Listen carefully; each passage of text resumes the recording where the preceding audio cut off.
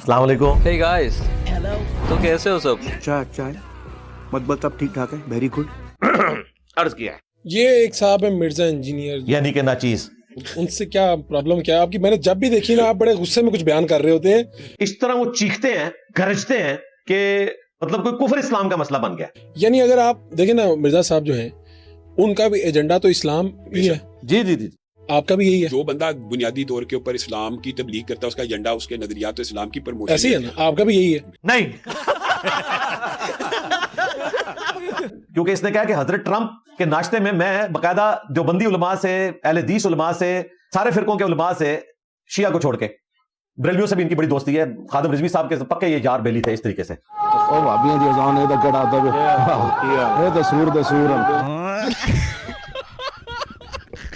इन सबसे मशवरा करके मैं गया था और सबने मशवरा दिया कि जाएं हजरत ट्रंप के पास। बतौर मसल के अहले हदीस के नुमाइंदे के तौर पे मैंने अपने उलमा से मुशावरत की, हत्ता कि मेरी आदत देख लें, मैंने देवबंदी उलमा से भी मुशावरत की, बात सुन लें। उन्होंने कहा वहां पे आपका जाना अज़हद जरूरी है, आप नहीं जाएंगे तो किसी और को बुला। आपको ये कहते हैं कि ट्रंप जो है मुसलमानों का दुश्मन है, इसको कहते हैं जाओ उधर। और वहां इस्लाम का मुकदमा लड़ने गए थे, वो मुकदमा नहीं हमें इन्होंने बताया कि क्या लड़ा है जाके, या कोई उधर वीडियो बनाई हो, या अभी ये बाई नेम किसी के ऊपर कोई इस तरीके से तबारा करें जिस तरह बाकियों के ऊपर करते हैं। कोई ऐसी चीज सामने नहीं आई। जो बंदा बुनियादी तौर के ऊपर इस्लाम की तबलीग करता है, उसका एजेंडा, उसके नजरियात तो इस्लाम की प्रमोशन ऐसे ही है ना, आपका भी यही है। बेशक। चल झूठा। तो फिर जब आप लोग एक दूसरे के बारे में इतनी ऊंची आवाज में, इतनी शिद्दत के साथ जब ये बातें करते हैं, तो आपको लगता है कि इससे कोई दीन का फायदा होता है? ना ये दीन के हैं और ना ये दुनिया के हैं, ये सिर्फ चंदे के हैं। जो बात आपने मुकदमा बांधा कितना खूबसूरत, मेरा कोई इसका शख्सी इख्तलाफ है नहीं या मेरी कोई उसकी जायदाद का झगड़ा है नहीं या मेरी उसकी कोई विरासत की लड़ाई है। मसला क्या है? मसला मामू मेरे उसके नजरियात का इख्तलाफ है। नजरियात का इख्तलाफ आप डंके की चोट पे कर सकते हैं। मसलन मेरा सबसे पहला जो उसके साथ इख्तलाफ है, लेकिन आगे कहानी शुरू होने लगी है। पहला इख्तलाफ ये है कि हम अहले सुन्नत का ये इजमाई कीदा, कोई भी अहले सुन्नत का शख्स किसी सहाबी को अगर बेईमान के, किसी सहाबी को अगर बेईमान के इसका जवाब भी नींद साहब आपको देंगे इंशाल्लाह एंड पे। या माद अल्लाह जहन्नुमी के या उनको गुमराह कहे, उसका अहले सुन्नत से ताल्लुक नहीं है। ठीक है जी। पहला नुक्ता इख्तलाफ ये है कि वो सहाबा के बारे में जुबान दराजी करता है। साहबा इकराम अलैहिम रिदवान का तारुफ ही आके इस उम्मत को हमने करवाया। तुम लोगों ने तो एक मामू की तारीफ और उसके नाम के ऊपर जलसे करके और नारा लगाते थे हकचार यार का, और अंदर बात होती थी सियासत मुआविया जिंदाबाद की। फ्रॉड मचा के रखा। साहबा इकराम कहना छोड़ो भाई, 3 बंदे हैं, ठीक है वो साहबी हैं, हम उन्हें रज़ी अल्लाह अन्हु भी कहते हैं, साहबा भी मानते हैं। हम अल्लाह के हुजूर दुआ करते हैं अल्लाह ताला उनकी गलतियों से दरगुजर फरमाए, आमीन कह दें। हाँ, लेकिन 3 बंदों के पीछे आप 1 लाख साहबा इकराम के जिनकी पांव की खाक हमारी आंखों का सुरमा, उनके बारे में हम पे ब्लेम लगाते हो कि हम साहबा इकराम के बारे में बोलते हैं। साहबा इकराम का मिशन तो हम लेके चल रहे हैं। तो अल्हम्दुलिल्लाह ये इतराज तो इनका हो गया किल। दूसरी बात ये है, वो कहता है कि कुरान पाक को बगैर तर्जुमा पढ़ना ऐसे है जैसे फ्रेंच में गालियां निकालना। इन्ना लिल्लाहि व इन्ना इलैहि राजिऊन। अरे झूठ बोल रहा है, ये झूठ बोल रहा है। वो इस पॉडकास्ट में भी इन्होंने रिपीट किया। वो कहते हैं जी, इंजीनियर साहब कहते हैं कुरान पढ़ना ऐसे ही है जैसे फ्रेंच जुबान में गालियां निकालना। वलियाउज़ु बिल्लाहि ताला। कि कुरान पाक को यार समझ के पढ़ो। लेकिन अगर कोई बंदा ये दावा करे कि बगैर तर्जुमा पढ़ना ऐसे है जैसे फ्रेंच में आप गालियां निकाल रहे हैं, आपको आता ही नहीं, तो गालियों जैसा कुरान पाक। बेशर्मो, तुम लोगों को अपनी कब्र आखिरत की भी फिक्र नहीं है। जो चीज मैं कुरान की फेवर में बोल रहा था, उस चीज को तुमने मेरा नेगेटिव पॉइंट बनाकर पेश करने की कोशिश की। हालांकि इन्हें पता है कि ये ऐसा नहीं हुआ। पूरे कॉन्टेक्स्ट में बात चल रही थी। मैंने कहा था कि देखें, अगर आपका कोई दोस्त फ्रांस में गया हो और वहां से आपको फ्रेंच लैंग्वेज में कोई खत लिखे, तो आप कई एक लोगों से राब्ता करेंगे कि उसकी ट्रांसलेशन करवाएं। पता लगे किधर डॉलर ही ना भेजे उन्होंने, यूरो ही ना भेज दे। लेकिन आप अल्लाह की किताब को इतनी अहमियत भी नहीं देते जितनी अहमियत एक दोस्त के खत को देते। और ये तो वो कलाम है जो अल्लाह ताला ने आखिरी दफा किसी इंसान के साथ गुफ्तगू की है। अब क़यामत तक ना कोई पैगंबर आना है ना कोई किताब। इसकी इंपॉर्टेंस तो सारी किताबों से बढ़कर है, लेकिन आपने इसे उतनी भी अहमियत नहीं दी। और फिर मैंने तफन्नुन के तौर पर, हमारे पंजाब में एक लतीफा सुनाया जाता है जो अगले दिन मुफ्ती हनीफ कुरैशी साहब ने भी अपने जलसे में वो लतीफा सुनाया है। वो लतीफा यह है कि यहां से कुछ लोग सऊदी अरब गए काम के सिलसिले में, वहां उनका अरबियों से झगड़ा हुआ, इन्होंने उनको गालियां निकाली, उन्होंने अरबी में गालियां निकाली। जब ये लोग वापस आए तो उन्होंने अपना वाकया सुनाते हुए कहा कि अरबी तो इतने अच्छे हैं कि हम उन्हें गालियां निकालते थे और वो आगे से कुरान ही पढ़ते थे।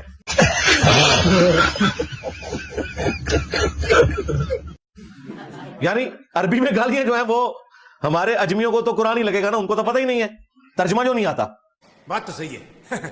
اس کانٹیکسٹ میں نے بات کی تھی کہ ہمارا بھی سٹیٹس یہی ہے کہ ہمارے سامنے قرآن پڑھا جا رہا ہے یا فرینچ میں کوئی گالیاں نکالے, ہمیں تو پتہ ہی نہیں اس زبان کا مطلب, نہ اس کی کوئی سمجھ ہے. جو چیز قرآن کی فیور میں بول رہا تھا اسے انہوں نے میرا نیگیٹو پوائنٹ بنا کے پیش کیا, صرف اس لیے کہ یہ بات کرے اور میں پھر ان کی منجی ٹھوکوں. गल भाजी अजे नहीं मुक्की, सवाद ते हूण आउणा है ना.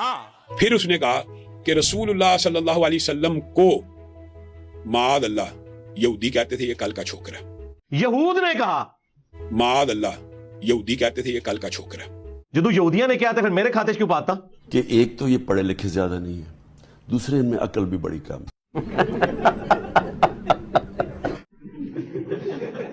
کتنے جاہل ہیں یہ تو آپ بات کر سکتے ہیں کہ بتاؤ کدھر لکھا ہوا ہے, لیکن گستاخی کہاں سے ہوئی؟ گستاخی تب ہوگی جب میں کہوں بقول ان کے. دنیا کی تاریخ کی کتب اٹھا لیجئے, کسی یہودی نے رسول اللہ کو چھوکرا نہیں کہا. دیکھو یہودی ایجنٹ یہودیاں دفاع کر رہے تھے. اوے یہودی ایجنٹو, یہودیوں نے جتنے ہمارے نبی کو تکلیف دی ہیں سارے منافقین یہودی تو تھے, ایجنٹیاں کر دے انہوں نے. پھر کافر کہتے تھے یہ مجنون ہے, نعوذ باللہ, یہ شاعر ہے, یہ دیوانہ ہے, اسے پریشان خواب آتے ہیں, اس نے ایک اجمی غلام رکھا ہوا ہے جو اسے پڑھاتا ہے, اور سب سے بڑھ کر ہماری ماں سیدہ عائشہ سلام اللہ علیہا کے اوپر تہمت لگا دی. یہ سارے الزامات اگر میں قرآن سے بیان کروں تو آپ یہ کہیں گے کہ میں نبی الاسلام کی توہین کر رہا ہوں. شرم نہیں آتی؟ ماموں پارٹی. پھر دیکھیں ادھر بھی اللہ تعالیٰ کی کیا بھی مدد میرے ساتھ آئی, وہ اس طرح کہ پاکستان میں جو ایک تسبیح میں پروئے گئے ہیں بریلوی دیوبندی اہل حدیث, اسی میں سے اہل حدیث فرقے کا جو سب سے بڑا مولوی جو رمضان نشریات میں تمام ٹی وی چینلز پہ بیٹھتا ہے, خلیل الرحمان جاوید, اس سے جب عاقل صاحب جدہ والے نے پوچھا کہ یہ دیوبندی ہمارے اوپر اعتراض کرتے ہیں تقلید کے حوالے سے, تو ظاہر ہے ان کے اوپر اعتراض کر رہے تھے, اس کے جواب میں انہوں نے کہا کہ یہ تو ہمیشہ ہوا ہے کہ جب جس نبی نے اپنی قوم میں آ کے دعوت دی ہے تو قوم میں جو بڑے بوڑھے ہیں مخالفین وہ کھڑے ہوتے ہیں اور وہ کہتے ہیں کیا ہم نے داڑیاں دھوپ میں سفید کی ہیں کہ یہ کل کا چھوکرا آ کے ہمیں سمجھائے گا. لا دیں یہ ویڈیو, دنیا میں آنے والے ہر پیغمبر کے ساتھ اس کی قوم نے جو پہلا اعتراض کیا بنیادی وہ یہی تھا کہ ہمارے باپ دادا پاگل تھے, انہوں نے کیا داڑیاں دھوپ میں سفید کی تھی؟ کیا ان کو کچھ پتہ نہیں تھا یہ کل کا چھوکرا آ کر ہمیں یہ سمجھانے لگا ہے دین, یہ کل کا چھوکرا آ کر ہمیں یہ سمجھانے لگا ہے دین, یہ کل کا چھوکرا آ کر ہمیں یہ سمجھانے لگا ہے دین. تو خلیل الرحمان جاوید نے 1,24,000 انبیاء کے بارے میں یہ کہا کہ کل کا چھوکرا, ٹائم قیامت تک جے ہوں جڑے مندے ہونا تے خلیل الرحمان جاوید نو تے پھڑو نا تسی. یہ ڈونکی راجہ فلم یہاں پہ ختم نہیں ہوئی. پھر کہتا ہے فلاں تے شاہی کوئی نہیں, فلاں تے شاہی کوئی نہیں, کہتا حضرت حسن کی نا اس حدیث کا آپ کو حیران رہ جائیں گے, اور یہ آن دی ریکارڈ آپ چیک کر لینا, میں ذمہ داری سے کہہ رہا ہوں. اگے جھوٹ کہتا ہے رسول اللہ دی حدیث دے کہ حسن تے شاہی کوئی نہیں. جائیں یہ بات کسی بھی بندے سے منوا کے بتائیں جو مجھے سنتا ہے کہ کیا میں نے مولا حسن علیہ السلام کی کبھی گستاخی کی ہے. نعوذ باللہ من ذالک. یہ آؤٹ آف کانٹیکسٹ چیزیں کاٹتے ہیں, وہ اس طرح نہیں تھا. وہ لائیو سیشن میں ایک ناصبی نے جو اہل بیت کا دشمن تھا اس کے ریفرنس سے ایک بندے نے مجھ سے سوال کیا کہ ناصبی جو ہے وہ حضرت حسن ابن علی علیہ السلام کی جو صلح ہے امیر شام کے ساتھ معاویہ بن ابی سفیان رضی اللہ تعالیٰ عنہ کے ساتھ, اس کے پیچھے بنو امیہ کے کرتوتوں کو چھپاتے ہیں کہ بھئی حسن بھی اس میں شامل ہے کیونکہ انہوں نے کیوں خلافت ان کے حوالے کی. اب اس کو جب میں ریبٹل کر رہا ہوں تو میں حسن کے دفاع میں بول رہا ہوں نہ کہ امیر شام کے دفاع میں. تو انہوں نے اس میں یہ پریزنٹ کیا کہ مولا علی جو ہے یہ لڑاکو تھے نعوذ باللہ, حسین بھی لڑاکو تھے نعوذ باللہ, حسن بڑا صلح پسند تھا اسی لیے اس نے امیر شام سے صلح کی. تو میں نے پھر اس کو ریبٹل کیا تھا کہ ظالموں امام حسن علیہ السلام کس طرح اپنے باپ سے بغاوت کر سکتے تھے. یہ تو میں حسن کا مقدمہ لڑ رہا تھا, اور میں نے بتایا کہ صلح حسن مجبوراً حسن ابن علی نے کی ہے, شوق سے نہیں کی. ٹھیک ہے, کیونکہ تم لوگ تو کہتے ہو حدیث حرف آخر ہے, تم تو امام حسن کو مانتے ہی نہیں ہو, تو تم حدیث میں کیوں نہیں چلتے؟ تقتلہ الفئۃ الباغیہ یدعوہم الی اللہ ویدعونہ الی النار. الٹا تم جا کے صلح حسن کے پیچھے چھپ رہے ہو. تو میں تمہاری ڈاکٹر پہ بتا رہا ہوں کہ رسول اللہ کی جب حدیث آ گئی ہے تو رسول اللہ کے مقابلے میں تو حسن شاہی کوئی نہیں. یہ میں نے بات کی تھی. اب انہوں نے کہا, حالانکہ جملہ بھی جو انہوں نے کاٹا وہ بھی پرفیکٹ ہے. میں نے کہا تھا کہ کروڑوں حسن بھی ہوں رسول اللہ کے مقابلے پہ کوئی شے نہیں. میں نے اپنے ساتھ تو کمپیئر نہیں کیا. یہ ایبسولوٹ جملہ بھی لیا جائے تو کیا گستاخی ہے؟ اپنی عقل بھی استعمال کرتے ہو کہ نہیں؟ پہلے آپ کچھ کہہ رہے تھے. بھی اہل سنت کا شخص کسی صحابی کو اگر بے ایمان کے یا معاذ اللہ جہنمی کے یا ان کو گمراہ کہے, اس کا اہل سنت سے تعلق نہیں. रुक तेरे को बताते. پھر ارشاد بھٹی صاحب کے پروگرام میں اس نے یہ بھی کہا کہ یہ صحابہ کرام کو بے ایمان کہتا ہے. نعوذ باللہ من ذالک. اچھا بات تو سن لیں کہ جو بندہ کسی صحابی کو بے ایمان کہے اس سے بڑا بے ایمان کون؟ سر نہیں, وہ ایک آپ درمیان میں کاٹ کے نا چیزیں ایک سیاق و سباق میں چیزیں جو، اور میں تو حضرت معاویہ کو بھی رضی اللہ تعالیٰ عنہ کہتا ہوں، تو میں نے ان کو بے ایمان کیوں کہنا ہے جس صحابہ کو گالیاں دیتا ہے؟ ایویں کولو چھڑ دیتی. اور بھائی گالیاں تو دیتا تھا مدینہ شریف میں جو جمعیت اہل حدیث کا امیر تھا وہ، جی بالکل جمعیت اہل حدیث کا امیر مدینہ شریف کا آل مروان میں سے ایک حاکم بنا، بخاری مسلم میں موجود ہے. اب آپ سوچ رہے ہوں گے کہ بخاری مسلم میں جمعیت اہل حدیث کہاں سے آ گئی؟ انہوں نے وڈا سی نا. بخاری مسلم میں لکھا ہوا ہے آل مروان میں سے ایک شخص نے سہل بن سعد السعدی رضی اللہ تعالیٰ عنہ کو بلایا ممبر کے اوپر اور کہا کہ حضرت علی کے اوپر لعنت کرو، نعوذ باللہ. انہوں نے کہا میں کبھی بھی نہیں کروں گا. اس نے کہا اچھا تم یہ کہہ دو لعن اللہ ابو تراب، نعوذ باللہ، مٹی والے پہ اللہ کی لعنت، یعنی کوڈ ورڈز میں بات کرو. اور ابو تراب بنو امیہ یہ بگاڑنے کے لیے کہتے تھے. تو یہ مسلم شریف میں 6229 الفاظ موجود ہیں لعن اللہ ابو تراب. یہ کہتے ہیں وہ پتہ نہیں کوئی نامعلوم آدمی تھا، اس میں ہے آل مروان میں سے ایک بندہ امیر مدینہ بن کے آیا، یعنی کہ جمعیت اہل حدیث کا امیر بن کے آیا وہاں پہ. ظاہر میں کہوں گا ان کا ہی بڑا ہے. پھر امام مسلم صحیح مسلم میں لے کے آئے، کچھ حصہ اس کا بخاری میں بھی موجود ہے کہ سعد ابن ابی وقاص رضی اللہ تعالیٰ عنہ جو ہمارے ماموں ہیں کیونکہ ہمارے نبی کے ماموں ہیں، ان کو ان کے ماموں نے کہا کہ تمہیں کون سی چیز منع کرتی ہے کہ تم ابو تراب کے اوپر سب نہیں کرتے؟ کہتے ہیں وہ سب کا مطلب جو ہے نا، وہ تقی عثمانی صاحب نے بھی ان کو پڑھا دیا کہ سب کا مطلب تنقید ہے، گالی گلوچ نہیں ہے. اچھا جی حضرت علی پہ تنقید کرنا ثواب کا کام ہے؟ نہیں، وہ پولیٹیکل اختلاف ہو گئے تھے نا تو اس لیے تنقید کی بات ہوتی تھی. اور بھائی سب کا ترجمہ ہوا ہے صحیح مسلم میں 6229 لعن اللہ ابو تراب. بنو امیہ جب ابو تراب کہیں تو تحقیر کے لیے کہتے ہیں، اور بنو امیہ کے لوگ جب سب کی بات کریں تو اس کا مطلب ہوتا ہے لعن اللہ ابو تراب، نعوذ باللہ. لعنت کے الفاظ موجود ہیں. تو ہمارے ماموں نے ان کے ماموں سے کہا کہ میں علی ابن ابی طالب پہ کبھی بھی سب نہیں کروں گا. مجھے 3 باتیں ایسی ان کے بارے میں پتا ہیں کہ مجھے ایک بھی مل جائے تو سرخ اونٹوں سے بہتر ہے میرے لیے. کون کہہ رہا ہے؟ سعد ابن ابی وقاص، 10 جنتی اصحاب میں سے ایک. اور سعد وہ ہیں جن کے بارے میں بدر و احد کے موقع پر مولا علی کہتے ہیں کہ میں نے خود رسول اللہ سے سنا کہ نبی اسلام نے کہا سعد تجھ پر میرے ماں باپ قربان تیر چلا.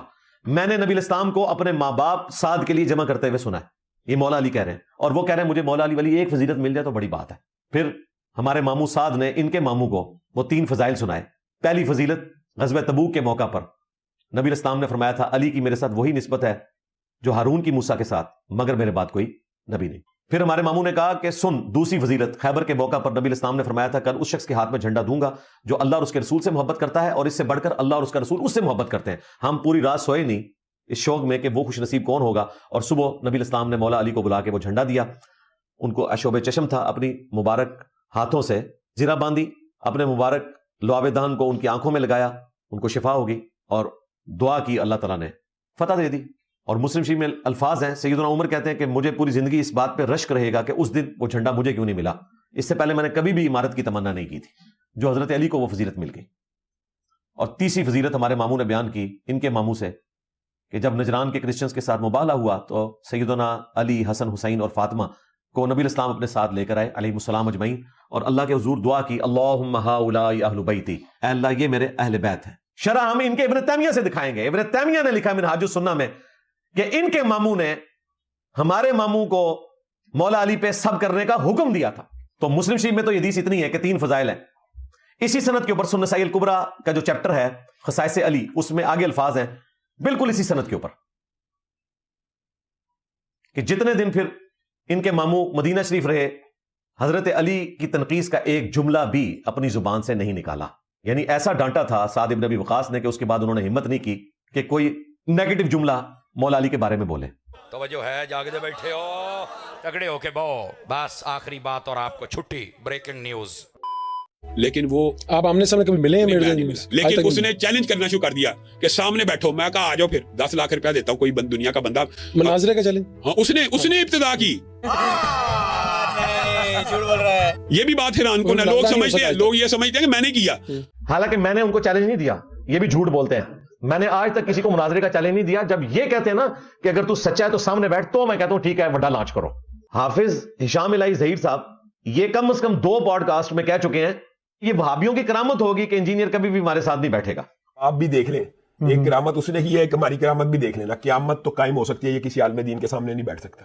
آج میری بات بھی یاد رکھ لیں, وہ بھی اپنی بڑی کرامات بیان کرتا ہے, میری بھی کرامت لکھ لیں, مرزا مر تو سکتا ہے, کسی عالم دین کے سامنے بیٹھ نہیں سکتا. اور رمضان مبارک میں اس نے دھوکے سے اینکر پرسن کو یوز کر کے مجھے بلایا. نہیں, مرزا کو کسی طرح گھیرے, اس کو بغیر بتائے مجھے بلا لیں کسی دن. میں یہ چاہتا ہوں کہ ایک دفعہ یار اس کی حقیقت لوگوں کے سامنے کھول دوں, اس کی علمیت کی. اور میں آ گیا, پہلی دفعہ بھی, دوسری دفعہ بھی, تیسری دفعہ بھی. معاذ اللہ بھاگ گیا اور ڈر گیا جے, اور ڈر گیا ہی ہے, نیز بڑھن گیا اور ڈر گئی ہے.